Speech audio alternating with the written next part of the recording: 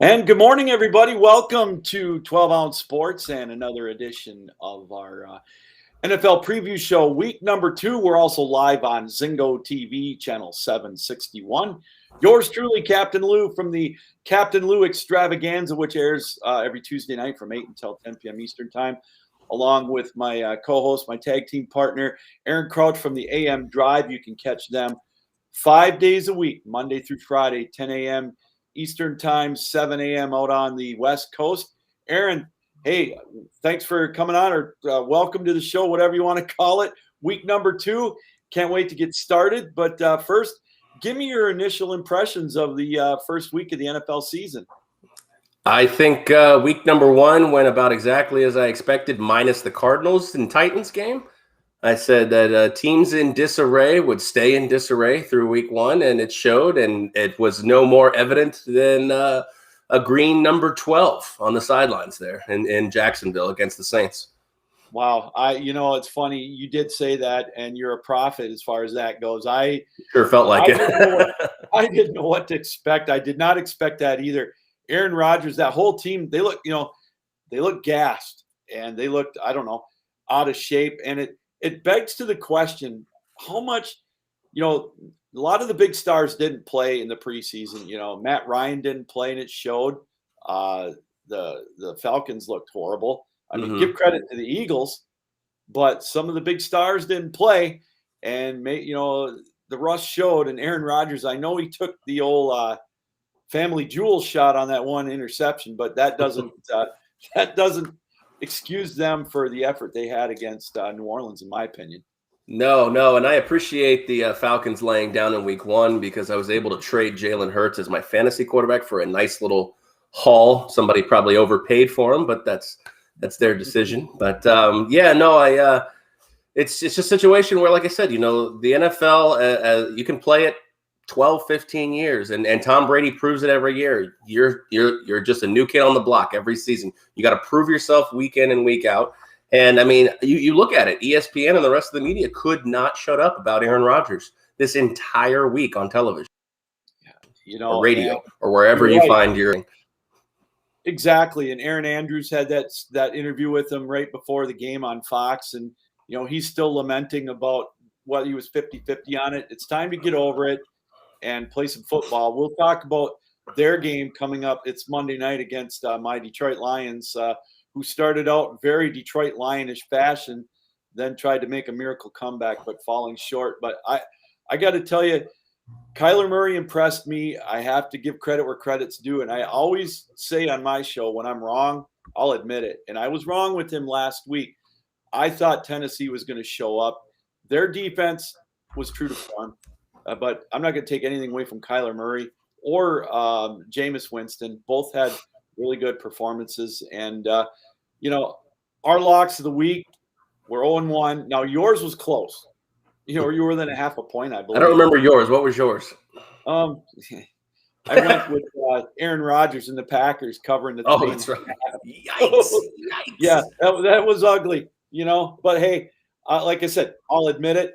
You, with your picks, though, combining your picks of the spread and the over-unders and whatnot, you were a very stellar 10-5, where I got off to my usual lackadaisical start like I normally do on my Captain Lou 6-pack challenge. I start out like a snail and end up like the hare. I was 6-9. So you got me by 4 right now going into week number 2, but a lot of season left, big fella. And congratulations on a good opening week for you. Yeah, let's I appreciate that. And week 1 went well, but let's not just assume that there's not going to be any weeks where I go 6-10 or 6-9 myself. Those will happen. I think the key word of week 2 right now is don't overreact. Do not overreact to what you saw in week 1. If you have expectations for a team, especially a team like the Packers who got punched in the mouth, or a team like the Titans who got punched in the mouth, react to 1 week. Teams have a way of adjusting, reconfiguring strategy. The Packers get a familiar opponent. So just kind of take a grain of salt, take everything with a grain of salt. The offseason, week 1, look at everything from a very objective standpoint before you go just saying, oh, the Saints are going to win every game by 50 points. Just pump the brakes a little bit. Don't overreact to week 1. That's my advice to bettors this weekend. Well, it's great advice to heed, and I will take that into account for sure. A couple other things from week one, Aaron. I got to ask you, the atmosphere in Las Vegas had to have been pretty electric for that game against Baltimore, the result as well. But great to see live football back in week number one and their first home game with fans. Oh, gosh, and couldn't ask for a better ending, a better script for that game.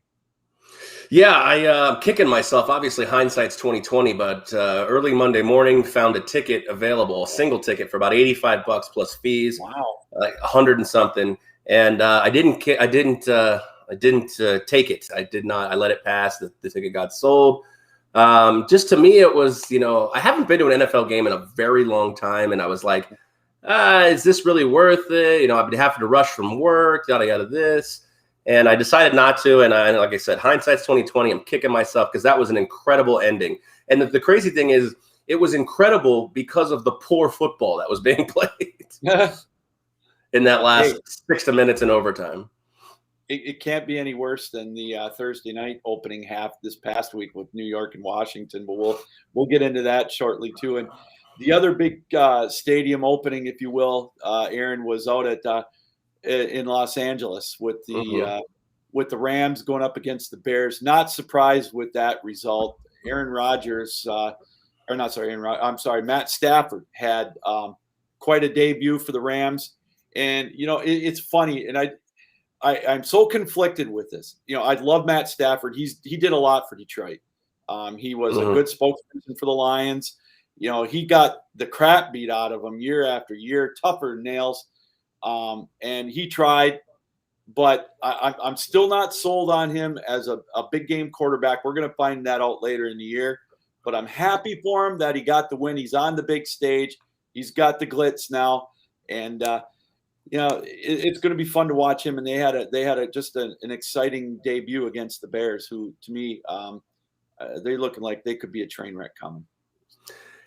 Yeah, you know what? It's funny you mentioned that because actually I was on the other side. I think I grabbed the 9 and the 9.5 on the show. I definitely grabbed the Bears plus money. I can't remember what I actually betted on. And for the first half, actually for the first 2.5 quarters, everything looked fine. Matt Stafford really couldn't get a lot going. Obviously, that even if he's not going to get things going in some games, that defense is just incredible, especially Aaron Donald. Aaron Donald gave Andy Dalton 0 time to throw, and I don't even know what's less than 0, but I would be willing to say he gave him less than 0 time to throw. My situation here with the Bears, and I'm no Bears fan, not even an NFC North fan by any stretch. This isn't Andy Dalton's fault. And again, 1 week, don't overreact. None of that was Andy Dalton's fault. He played a fine game. Justin Fields came in spots where I thought they could accurately or best use him, the rushing touchdown, obviously. But the Bears defense that we're so vaunted and we're so supposed to be so fearful of, it's a train wreck. It's bad. Khalil Mack, the Raiders are looking like geniuses for getting rid of Khalil Mack.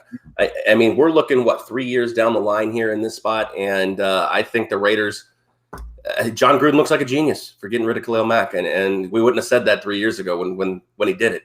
So there's a lot more chaos in Chicago than just Andy Dalton versus Justin Fields. So Bears fans, maybe you should be yelling at the other side of the ball, versus wanting Justin Fields in there. I agree. And it's just going to be a matter of time, and all that's going to do is create a lot more chaos there for sure. It's funny is. Those of us in Detroit are looking at this with a silver lining, and that is that Dan Campbell and the Detroit Lions are still in first place going into week 2, even though we're all open one. That game was crazy. The one thing I want to take out of that game, Aaron, and then we'll get going into week number 2, is I heard an interview with Jimmy G where he said that he gets he's not a fan of the platooning already. And, you could tell he was kind of frustrated with being taken out on that opening drive where Trey Lance got the opening touchdown pass. And he said, I was in with my guys. And, it's kind of frustrating. You don't know, you get in a rhythm. And I take that for what you want, or what it's worth. But, I still San Francisco, I know they've got the weapons, and I know it was 38-10 and they put their foot off the gas pedal, but Do you see any kind of controversy brewing out there already? In terms of LA, or excuse me, in terms of San Francisco? Yeah. Controversy? No, I don't see a controversy brewing just yet. Jimmy G would have to royally F up to bring Trey Lance in. And we saw Trey Lance come in. And again, I look at it in a situation where they're going to use him in packages like the Bears use Justin Fields. That way you can get him acclimated to NFL regular season football without having to rely on him. Because there's still expectations for this team in San Francisco with the 49ers. I mean, I know they're in one of the toughest divisions, if not the toughest division in the NFL, and they have expectations. Kyle Shanahan has expectations, but also Kyle Shanahan can never let his foot off the gas again. He is proving to be a coach who cannot. You've got to stop this, Kyle. I don't care if it's Detroit. I don't care if it's New England in the Super Bowl. I don't care if it's Kansas City in the Super Bowl. Keep your foot on the throat of your opponent every game. If you win games 75-0 and you have to go to the reporter stand or the media stand and explain why you didn't let your foot off the throat, that's a better proposition than explaining, hey, you had a 28-3 lead, Kyle. What happened? Stop having to explain yourself there. Explain yourself why you didn't show sportsmanship when you beat the Lions 75-0. Keep your foot on the throat, Kyle Shanahan. But as far as the controversy, no, not yet. Not yet. Jimmy G played fine. The minute he stops playing fine, the backup quarterback's always the most popular guy in the room. And I wanted to talk about this. Gruden isn't a genius. I didn't say he was a genius. I said he's looking like a genius. And you're right. Yes, Khalil Mack is getting triple teamed every play, but isn't that a problem for the Bears defense? How do you not have anybody else who can complement that? The Rams have that with Aaron Donald. There's a reason Aaron Donald gets in the backfield. It feels like every play. I don't disagree with the fact that Gruden isn't a genius. I'm not giving Gruden his just desserts at this point. I'm just saying he's looking like a genius in a sense of like Khalil Mack is having problems, and he got paid what, $23, $4, $5 million to be a guy who's getting stuffed every play. Aaron Donald's getting paid not quite that, I think, a little bit less to get in the backfield and do what he's supposed to do. Well, and we brought up the point about John Gruden, and I'll bring it up again.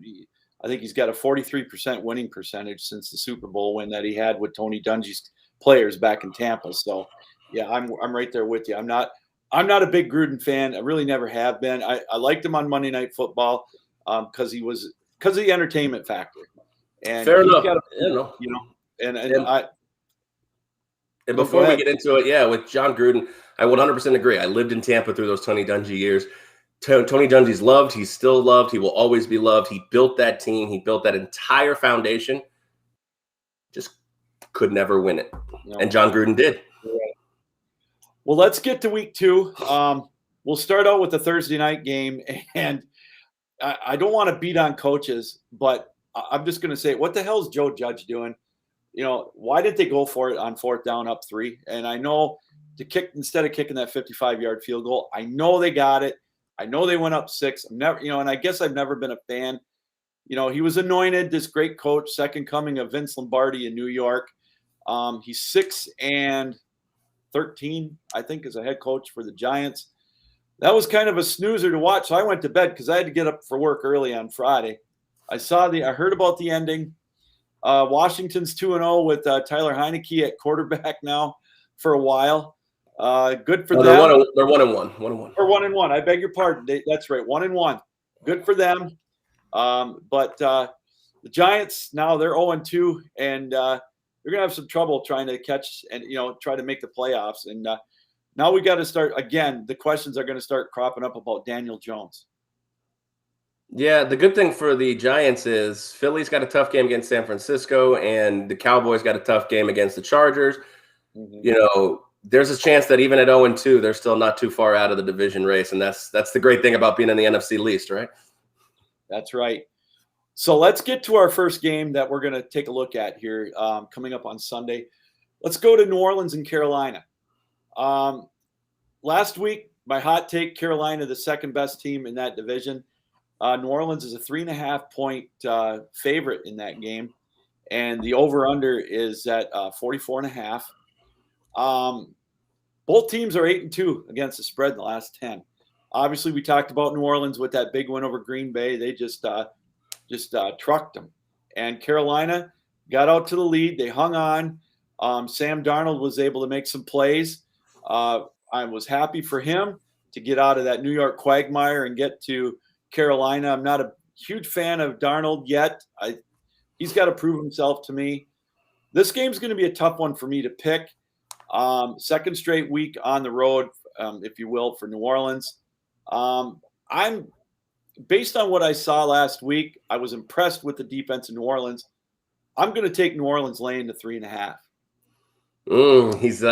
He's ready to jump on the Jameis train here in this spot. I love it. I love it. You know how much of a Jameis stan I am. Again, I'm looking at week 2, not overreacting to the situation. How good is Jameis Winston? He's got the ability to take over a game. But are we going to see interception Winston here come? I hope not, obviously. I think Sam Darnold is capable enough to take care of the ball. I know he throws a lot of picks, but Matt Rule, I think, is a far better coach than Adam Gase here in this spot. I'm leaning towards I'm leaning towards making this pick actually a bet, but in my spot, I'm looking at 3.5. I like the hook at home. My biggest thing that I look at with betting is, especially in the NFL, if you're giving me more than 3 points as a home dog, I'm almost always going to take you. So that being said, I like the weapons in Carolina. This could be a defensive struggle, or excuse me, an offensive struggle for both teams. I took a peek at the under there in that spot, but I don't think New Orleans is putting up 38 points again like they did last week. So I'm actually going to lean on this one, and I'm going to take Carolina plus the 3.5. So you and I, right off the bat, are on opposite sides of the coin here. Don't forget, guys, you can catch all these lines at betus.com.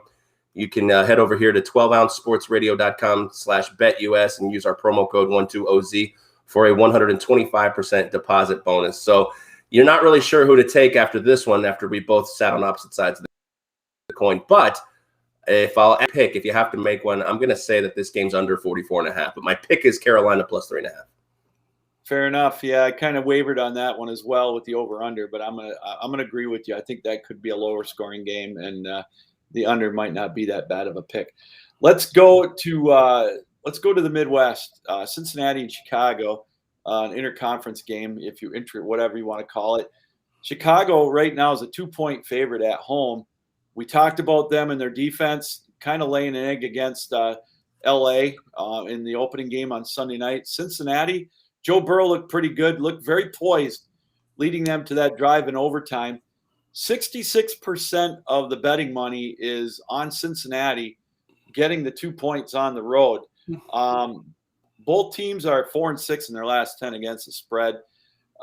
Chicago, I am going to take Chicago, laying the 2. Andy Dalton playing his old team. I think Chicago's they're going to come out with a little bit of fire. At least I hope they do, because if they don't, they're going to be 0-2, and that's going to put them in a hole, even though they'll only be one game out. So I'm going to go with the Bears minus the 2.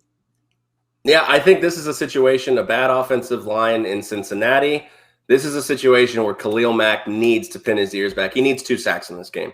We're talking about Khalil Mack. Again, I'm not saying Khalil Mack's washed up. I'm not saying he's a bad football player by any stretch of the imagination. But this is a game that you pay a guy $20-something million to take over and get in Joe Burrow's face. You have effectively a rookie quarterback. I mean, Joe played, 9 games last year? He got lucky with Minnesota. They go into Chicago, a tough opponent, in my opinion. David Montgomery's running the ball incredible. Yes. Cincinnati doesn't have much of a defensive, stalwart here, and they're not a very good defensive team. I'm not high on Joe Mixon. I just don't see the spot where I think Minnesota's overrated, so I don't see the spot where Cincinnati should be anywhere close. And you're telling me on a neutral field that Cincinnati is the better team? I don't buy it. So yeah, give me Andy Dalton here. I in a revenge game of sorts against the Bengals. Chicago laying 2. I thought it was a weird, and maybe it's a super trappy game. Maybe we're falling right into the trap, Lou. But I'm going to take the bait. Give me Bears minus 2. I think they win this game by a touchdown or greater. All right, we're both in agreement on that one. Let's go down the road, stay in the Midwest. We're going to go a little southeast to Indianapolis. Seattle went down there last week and proved why they've been one of the best teams in the last 10 to 15 years, always on top or near the top in the NFC West. Now Indianapolis has got the LA Rams coming to town. I'm going to let you go first on this one. I'm just going to tell you the line, as you see on the screen, is at 3.5. Over-under is 48. And 76% of the betting public is going with the Rams in this one. So let me get your feel for this game, Aaron. Yeah, this feels real trappy to me. I feel like, Sean McVay and Matt Stafford, it's a match made in heaven. They were talking about this on the broadcast Sunday Night Football, where Sean McVay and Jared Goff, it felt like, even though Sean McVay's young, it felt kind of almost like a father-son kind of mentorship. Whereas now, Stafford, I believe, is 33 and McVay's 35. They kind of feel like buddies or brothers. This is just a match made in heaven. That being said, I thought this line, realistically, I don't love Carson Wentz, but I thought this line should be up in the 6 range, even on the road. So it really wants me to take the LA Rams here in this spot. I don't know if the Ferrari's ready to run circles on the road here. Matt Stafford. I had a hard time finding a play here. I really did. And the play I decided to go with was actually the first half under of 24. Can expect this game to fly over. Carson Wentz and the Colts are going to be, playing catch up. But the Colts defense was what was supposed to be good. And again, I'm not overreacting to week 1. They got torched by Russell Wilson and those receivers. So I'm going to say they build a game plan to stop Cooper Kupp, Robert Woods, and the rest of those guys in LA, at least for the first half. So I'm going to take the first half under 24 in this game, just because I really couldn't find a side or a total that I ultimately liked for the game. So yeah, give me the under in the first half there. Well, I'm going to tell you, I know before we came on, I said I was going to pick all over unders, but I forgot about this, or all line picks, but I forgot about this game because I thought a lot about it with Carson Wentz and Matt Stafford. I could see, I know Indy's defense is decent, but I can also see where the Rams and Indianapolis in that indoor track could get into a track meet. I'm going with the over. I think the Rams could jump out to, say, like a 2-touchdown lead, 28-14, 24-10, whatever. Some catch up going along. I could see a 31-27 contest in this one in Indianapolis. So I'm going with the over on this one. And I'm kind of up in the air on the winner because, they are traveling out to Indianapolis and Indy needs this win bad. So I'm going to go with the over on this one. All right, well, there's a way we can both win. How about 23 in the first half and then 50 in the second half? You can get flying over. Let's do it. I'm all about that. That'll make us look like geniuses. There you go. Let's go back down south to Jacksonville, where they get a true home game. Green Bay or New Orleans is not playing there this week. They get Denver. Now, it's funny is when I was doing my NFL preview shows, Aaron, with Denver, it opened my eyes to – I had a gentleman that covered the Raiders come on my show, and he said to watch out for Denver because their defense is amazing and they've got a good stable of weapons there, and it's all going to come down to quarterback play. I was very impressed with Teddy Bridgewater going to New York and winning that game. They're a 6-point favorite going to Jacksonville. You talk about, distraction city with USC firing their coach, and you've got Urban Meyer. The talk is already of him possibly leaving after one game. They're saying he's on his way out of town. He vehemently denies it, but everybody does that. That being said, the betting money is 55% on Jacksonville to cover. I know it's cross country, but I'm overreacting and saying that I think Denver's going to cover. I'm going to go with Denver, and I'm going to take the 6 points. Yeah, it's funny you mentioned that. I mean, the 6. I'm sorry. Yeah, I picked up what you were putting down there. It's funny you mentioned that. I mean, Teddy Bridgewater is the Hall of Famer when it comes to covering spreads. I think he's something like 32-15 and something. Wow. He's over 66%. He's covered over 2/3 of his games as an NFL starter.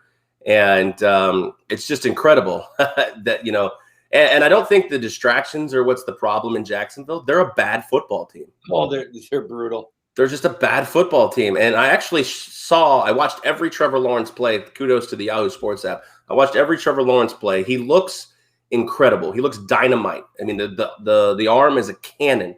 He's just overthrowing guys. And I don't know if that's nerves. I don't know if that's, not being able to dial in his arm strength in the sense of, because he wasn't inaccurate in terms of ball wasn't terribly wildly like Mitchell Trubisky inaccurate. Mm-hmm. It was just over their head a little bit. So I'm going to do something I don't normally love to do. I'm going to look at a trend, see how overwhelmingly tilted it is towards this, and I'm going to give me the Jags. I got this at 6.5 earlier. It's down to 6, as you can see. But I'll still take the 6 for purposes of the show. And we're going to be on opposite sides here. I'll take Jacksonville +6, and I'm going to sprinkle a little bit on that money line at +225, just in case. Well, that's tempting. That's funny you say that, because I looked at that myself yesterday, and I thought, man, put a couple of shackles on that one. It's worth it if it hits. Something we're not going to break the bank if it doesn't hit. And those money lines can be very, very tempting. That's for sure. Hey, again, thanks everybody for joining us here this morning on our Week 2 NFL preview show here on the 12 Ounce Sports Network and Zingo TV, channel 761. Aaron Crouch from the AM Drive, which you can see Monday through Friday, 10 a.m. Eastern, 7 a.m. Pacific, and all points in between here on 12 Ounce. And yours truly, Captain Lou. There's our Twitter handles at Aaron AM Drive, and me, of course, at Real Captain Lou. I'm on my Captain Lou Extravaganza, which airs every Tuesday night from 8 until 10 p.m. Eastern time here on the 12 Ounce Sports Network. We have tried to get at least 2 or 3 guests every week, talk all kinds of sports and everything else that's going on in the world. So we want to thank everybody for taking time out this morning. And as it's brought, our lines today are provided by betus.com. Aaron, I'm going to let you go, or I'm going to let you start off first with this next game. We've got Buffalo and Miami. We're going to stay in Florida. Buffalo lost to Pittsburgh last week, and Miami with a nail-biter win up in New England. Buffalo is still a 3.5-point favorite on the road, and the over/under is, I believe, 47.5. Yes, it is indeed. Go ahead, give me your gut feeling on this one. What are you leaning and what are you looking at in this game? Oh, it's funny you mentioned this one, because it's actually the game I hate maybe the most on the docket this week. Swing in, and so much action is going on the side I actually thought I liked in Buffalo. And whenever that happens, I tend to get the uneasy feeling, talk myself off that ledge here. Buffalo, it's a must-win game, because they are going to be in the tabloids for the rest of the week. Josh Allen, we crowned him. He's my pick for MVP this season. But then you start to actually dive into the Buffalo Bills. No running game other than Josh Allen. Their running game's atrocious. Devin Singletary, who I was hyping up for 2 years, just isn't doing it. Zach Moss was out week 1. And, but the same situation. I thought they controlled that game against Pittsburgh. And I think Pittsburgh's a much better team than Miami. But here, flip side, going down to Miami. Miami's tough. It's still hot down there. That never really favors a team coming from the Northeast. So I just really hated everything about trying to make a play on this one. But for our purposes of our show, I wanted to make a pick. Full disclosure, I'm putting no tickets on this. I'm not putting in any teasers. I'm not putting in any parlays. But I am going to put a pick here for the NFL show. Under 47.5 is my play in this spot. Yeah, that's a tough one to pick the line on. I was thinking about that, and then your logic with Carolina being the home dog. More than 3 points, yeah. More than 3 points. And, because you got me thinking. I got to tell you, kudos to you. Because I originally was going with the consensus. Buffalo at 69% of the money is leaning towards Buffalo. And I went back to my thinking on Wednesday and Thursday when I was doing my homework on this. I'm going with the desperation mode as well, and I'm going to go with Buffalo. And I think they're going to cover the 3.5. So we're going to be not really different, but that's kind of my pick right there with Buffalo. I always like it when there's a way we can both win. I can get the under, you can get the 3.5. We can have 10 to 10 game, and we're all good. There you go. Hey, I like your thinking, though, on the under. I think it could very well play out that way. Staying in the AFC East, we're going to go up to New York and the Jets. they started out like a team with a brand new quarterback. Zach Wilson was just getting harassed all game. And finally, once he got his feet underneath him, if you will, sea legs, he didn't look that bad in the second half. If you're a Jets fan, it's encouraging. New England, of course, had that fumble going down, or they more than likely could have beaten Miami. I think I like what you like. One of your terms is fool's gold. I think that game, that I thought Mac Jones played pretty good. Mm-hmm. This game is the most, as far as the consensus goes on a pick, 91% of the betting public is going with New England on this as a 6-point favorite. I don't want to buck the trend, but until the Jets start winning, I'm going to go with anybody that plays against them. And so I'm going to take New England, and I'm going to lay the 6. Fair enough. I don't hate that play.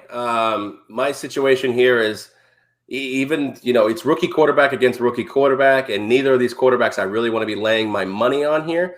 Actually, it's ironic you said, Mac Jones played well. I thought overall he played well. I actually, during the week, gave him a D+ in his grades because I feel like he had trouble hitting that short route, which made Tom Brady into a Hall of Famer. So right now, I don't feel comfortable really laying sides with either of these quarterbacks. They still feel a little too timid to me, and I'm not sure either coach is ready to unleash them. That being said, we have two defenses, one that's not terribly great in the Jets, and then one that's just above average, in my opinion. With Stephon Gilmore going down, their secondary is just ripe for the picking. Who's probably going to have to get rolling out in the pocket. And when your cornerbacks have to cover guys for longer than 2, 3, 4 seconds, that's when the big plays open up. So I'm going to go out on a limb and say that the quarterbacks do better than they did last week, and they put some points on the board. Give me the over 42.5. Now up to 43. Give me the over 43.5. That's or 43. Excuse me. No, you're good. That's a pretty darn good bet because I wavered on that, but I'm sticking with most of the trends here with me going with the lines, but I think that's smart money, Aaron, with that taking the over on that one at 43. We touched on this next team a little bit with San Francisco when I asked you the question about a controversy. Philadelphia went into Atlanta, and Jalen Hurts looked really, really good. Now, again, overreaction, it's week 1. Atlanta is not good. You talk about a team that's starting over. They could be, they're going to give Detroit, I think, a run for their money as the worst team in the NFC. And Arthur Smith's got a lot to do there, and he's got Kyle Pitts and Matt Ryan. I get it, but they're not playing defense. And are we going Eagles or are we going Bucks? Oh, geez. No, we're going Eagles. I'm sorry. Okay. Wait a second. Quick second. Let's go back to Philly. Jalen Hurts, he had a great game. I've always loved him when he played. I liked him in Alabama, liked him in Oklahoma. He's carried that chip on his shoulder. It's his chance to shine. San Francisco, second straight East Coast game. At the beginning of the year, I thought this was going to be a walk for San Francisco. Now I'm not so sure. I'm going to go out with an upset.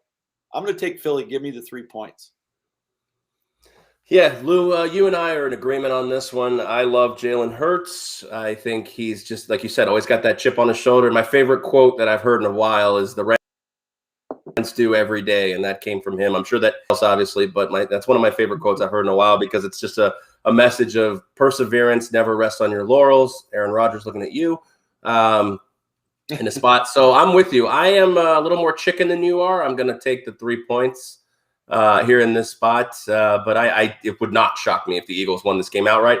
And if the Eagles defense can pressure Jimmy G, that might be where you start to hear the Trey Lance rumblings through next week. That could very well happen. So that's going to be one of the fun games to watch to see if Philly really is for real, because this will be a test, even though it's a home game. And don't forget, you also have the West Coast team going east playing a 1:00 Eastern game. It's 10 in the morning for them. Let's hope that trend continues as well. That never goes well for the West Coast team. No, it doesn't. The only team I think, though, that seems to do well with that is Seattle. They always seem to do well on the East Coast for some reason, and that doesn't seem to faze them. So, they don't have to worry about that. What the heck? Let's dive right into that one.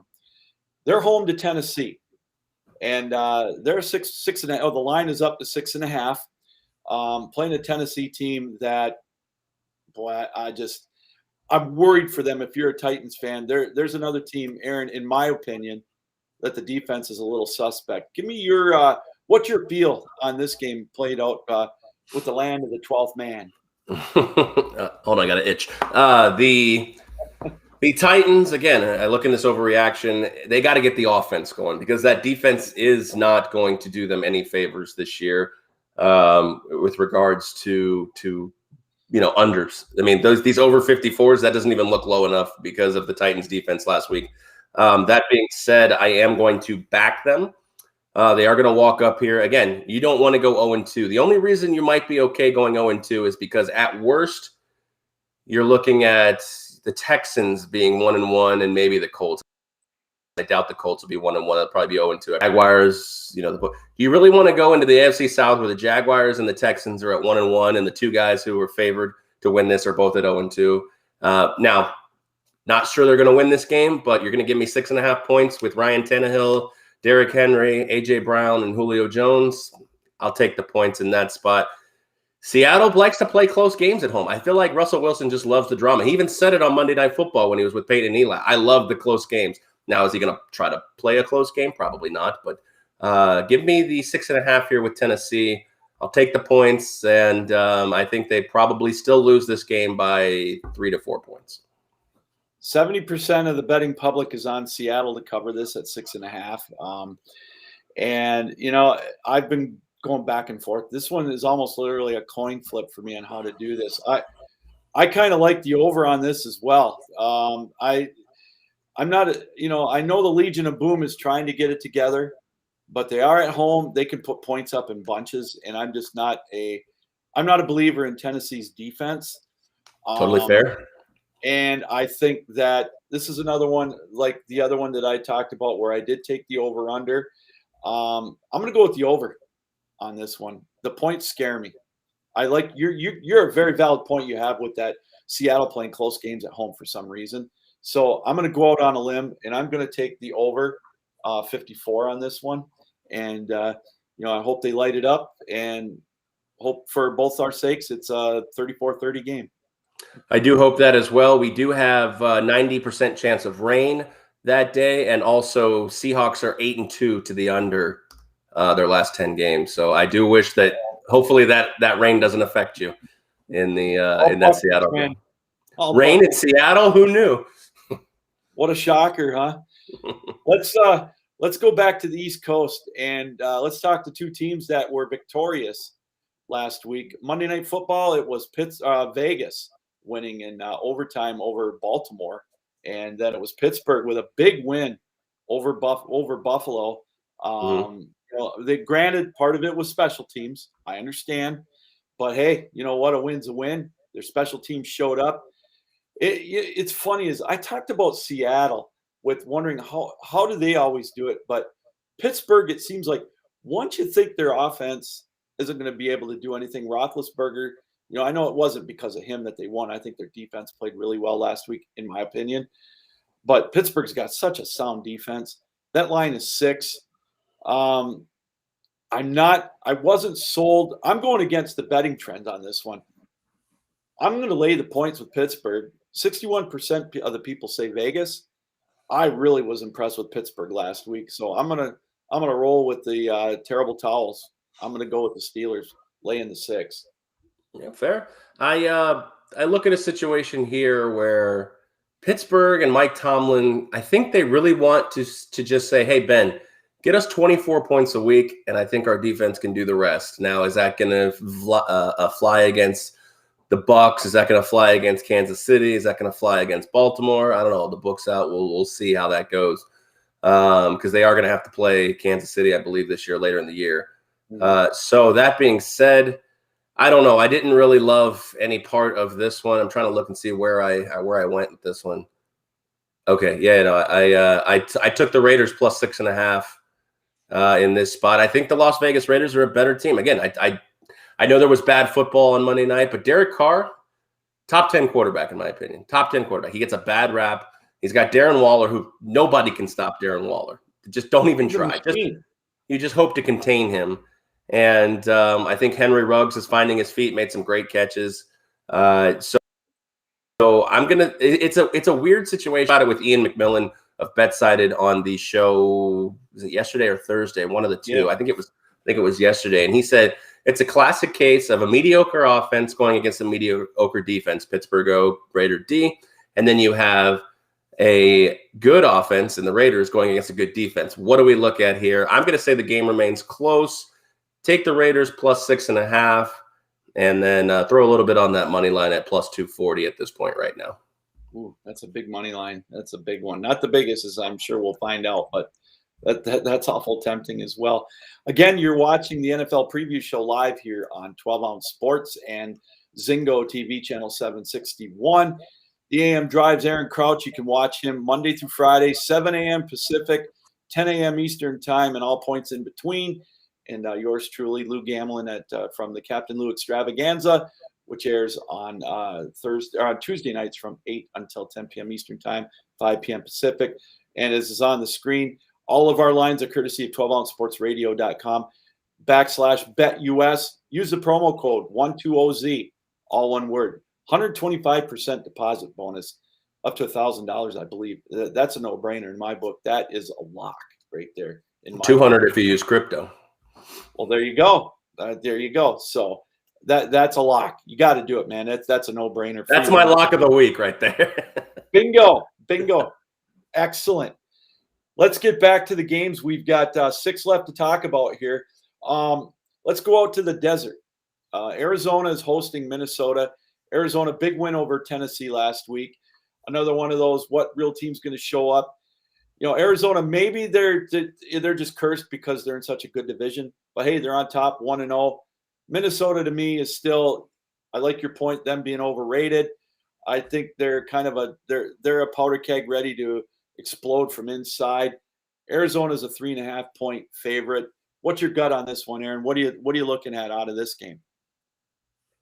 Yeah, it's funny. I say Minnesota's overrated despite the fact that I picked them to win the division before the season started. So maybe I'm the one who's overrating them at this point. And again, I don't want to overreact. I still think Minnesota has good weapons. We know that. Thielen, Jefferson, Dalvin Cook, of course. The defense, you got Barr, who's just often injured. I don't know what to expect with the defense here. The pride and joy of Mike Zimmer, a guy who's a defensive guru and just can't figure out how to get it right here in this spot the last, year and a half. So all that being said, I don't like the Vikings defense. Arizona put up 38 points last week. I don't know if they can do that again, despite being on their own turf here. The hook scares me, and I just like nothing about this. I have no plans to put it on any ticket, but for the purpose of the show, I'm going under 50.5 in this spot. Wow. That's out on a limb right there. If I was to bet, I would take the over, but I'm like you. Just for the show, I'll make a bet on this one. I'm not touching this one either. 69% of the betting public is on Arizona to cover. So I'm going to follow the leader. And because I have no faith at all in Minnesota right now. Watch them come out and put up 40 on Arizona in the desert. But I'm going with Arizona on this one. I think they're going to go to 2-0 and just make things that much more interesting in the NFC West. So give me Arizona. I'll lay the 3 and a hook. I'll take a chance with that as well. Let's stay out. Oh, go ahead. Just to wrap that up, that's the thing with Arizona. You're almost under this pseudo pressure being in the NFC West. You can't lose games like this. No. The game that you're expected to win, you cannot lose it. So you're under pressure to go 2-0.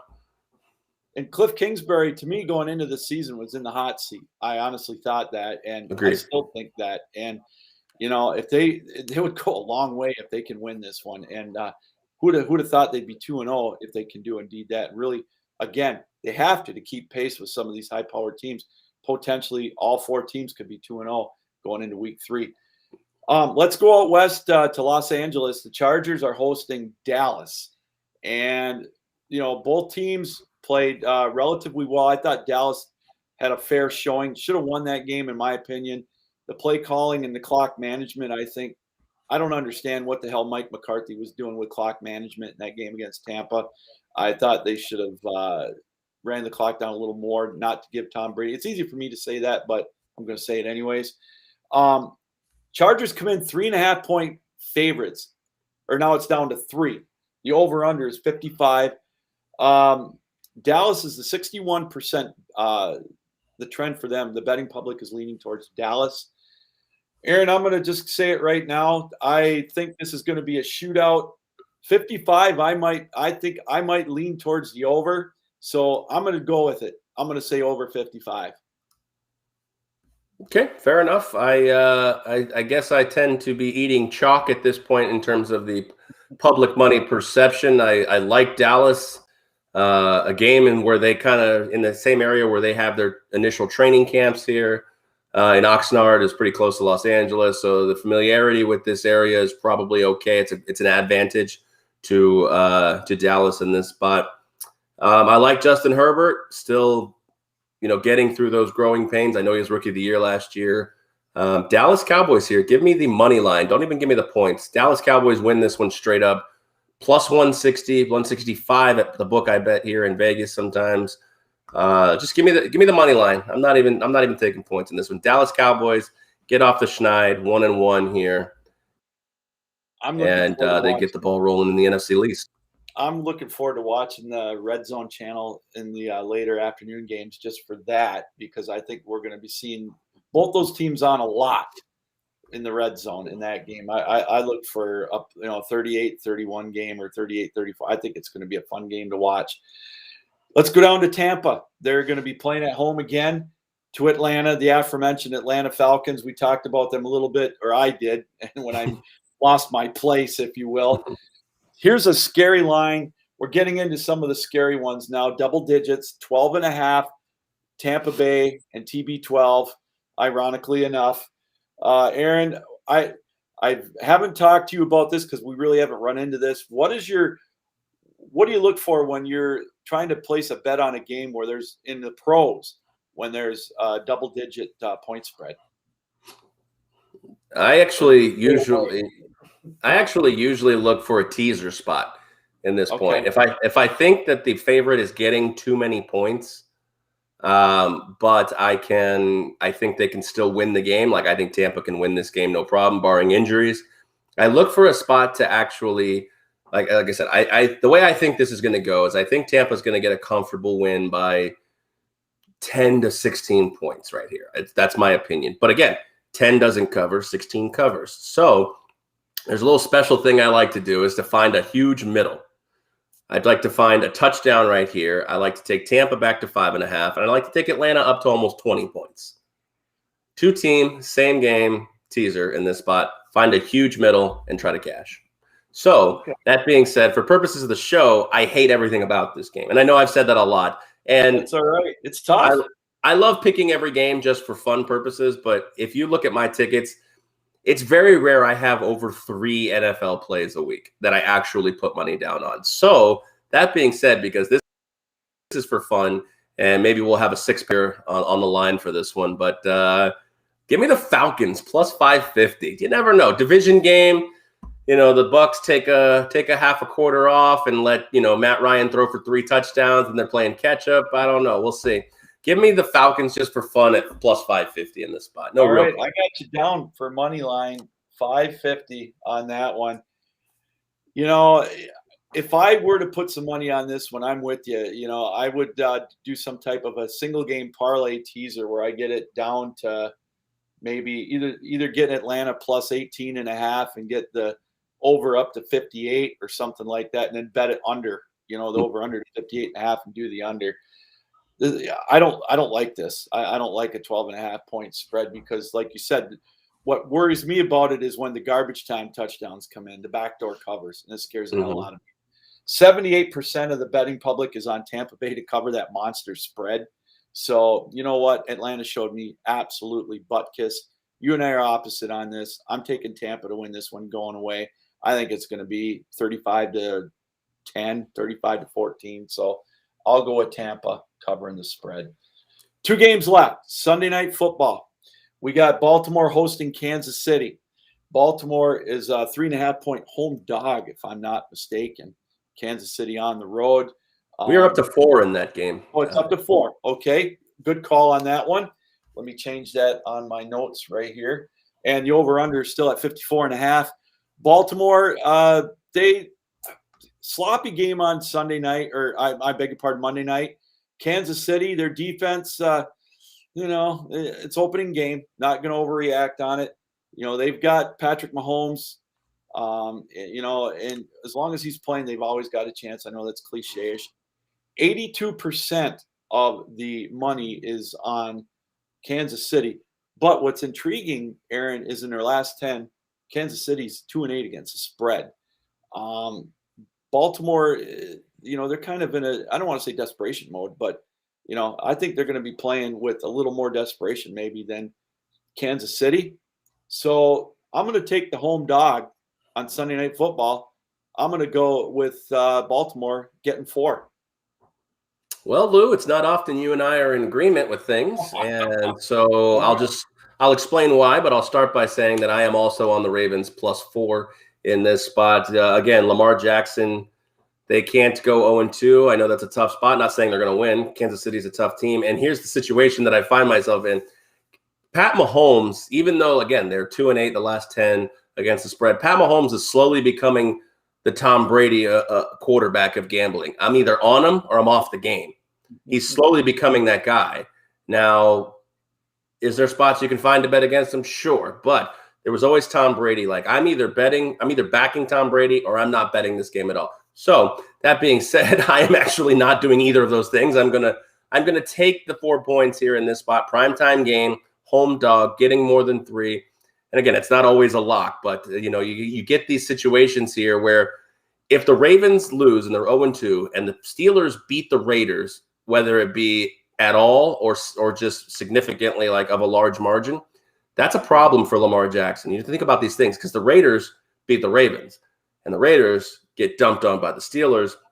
Now we're looking at Lamar Jackson being in a situation where, oh my God, is he really a quarterback? Maybe Bill Polian was right. Maybe he should switch to running back. There's already those rumblings. I can hear it because we're in year, correct me if I'm wrong, 4 of Lamar Jackson at this point. And this is a game that gets Lamar Jackson back into the, I prove all the haters wrong. I'm a quarterback. I lost that last game on a costly fumble. I know what I got to do.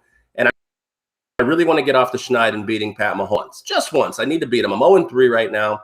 So all that being said, I'm going to take the Ravens +4, and I'm going to throw some on that money line, see if the Ravens can get back to 1-1. Money line currently at 170 on BetUS. Boy, you know what? God, great minds think alike. I was just thinking that myself. And, you mentioned, I think this is the final year of his deal. So, he's going to start thinking about another contract. Well, they got to figure out a 5th-year option for him at this point. That's okay. That's right. So, that's going to be intriguing. Last game, I'm going to let you go first on this one. Just a little preface on this one.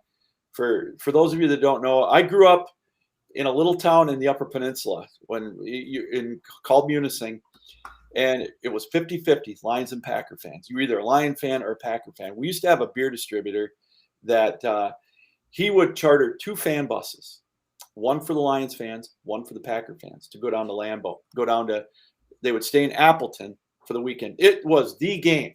Okay. Back in the 70s, both teams were brutal. They were bad. Minnesota ruled the roost, but this was the game.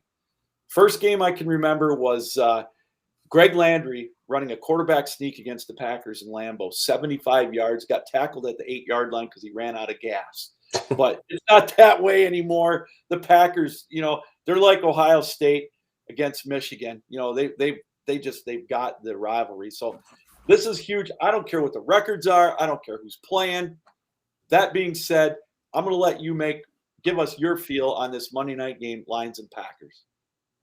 I hate it. Every fiber of my being wants me to back the Detroit Lions in this game. And, that would be the trend to go with if you're looking at just, history of this matchup. Lions play them tough every once in a while, beat them. Correct me if I'm wrong. A couple years ago, I think with Matt Stafford, they beat them both games in the division. Yeah. Okay. Yeah. So Again,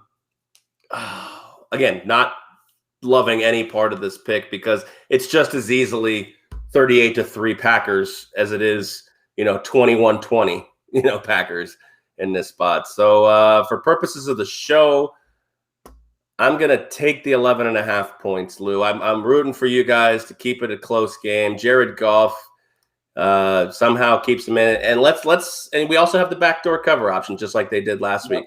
You have a primetime game. They don't want it to get out of control because all eyeballs are on you. Dan Campbell, he seems to have the fight. They didn't quit. That's what I love about it. And again, that's just game one. So let's hope in game two they also don't quit. But Jared Goff's got to get a running game behind him, and they can obviously improve as a team. That being said, I'll take Detroit plus the points, I guess. Well, one of the things that was encouraging with the Lions last week against Philadelphia or against San Francisco, which I think Philadelphia should exploit, was they were able to run up the gut, and they got a running game going. Whether that's just a one-hit wonder, Green Bay's defense to me played absolutely horrible against New Orleans. Was that an overreaction? We're going to find out. But with what I said in my preamble, I'm going with the Lions. I am not betting this game whatsoever. I'm not putting a dime on this game. But for our show, I'm going with my heart. I'm going with the Lions to cover that 11.5, even if it's a backdoor cover. Aaron, we got to wrap it up, but I know you don't like to do this, but we're going to do it anyways. What is your lock of the week as we end up our show? All right, lock of the week is actually a game we didn't talk about today. Unless if we did, I totally forgot we talked about it. I think the Texans and the Browns is actually the game we missed. For God's sake, we did. Okay, we got 4 minutes, 3 minutes. Go. All right, Texans, the Browns. I'll include this little preview as my lock of the week. I'm taking the Browns. It's up to 7 at 6.5. I'm taking the Browns first half minus 6.5. I would also take -7. I think they're just going to take out their frustrations on Houston this week after blowing that lead against Kansas City. The line currently, again, Cleveland -13 for the game, the third double-digit spread over under 48. But give me the first half -6.5 or -7, I guess is what you're going to find it as my lock of the week. Okay, I'm so sorry we forgot about that game. We glossed right over it. So quickly, I'm just going to say I am going to take Cleveland covering the 13. I think Houston is going to come into a team that wants to prove that last week was an anomaly, and I think it is. I think Cleveland is still going to win 11 to 12 games. I didn't have them winning that game last week anyway. So I'm going to say Cleveland's going to come in and just tear Houston apart. They're going to come in with some fervor and a purpose. So I'm going to give them the win. My lock of the week, I am going to go back to, I got it written down here. Oh, for God's sakes. Oh, I'm going to go with Seattle, or in that Seattle game, I'm going to go with the over 54 for my lock of the week. Well, Aaron, this has been a lot of fun. We want to thank everybody for joining us here on the 12-ounce Sports NFL Preview Show. It'll be rebroadcast tomorrow at 11 a.m. Eastern Time, so we invite you to join us for that again in case you missed something. For Aaron Crouch from the AM Drive, which you can see Monday through Friday at 11 a.m. or 10 a.m. Eastern, 7 a.m. Pacific, and yours truly, Captain Lou, saying so long. Thanks for joining us here on the 12-Ounce Sports Network, Zingo TV, Channel 761.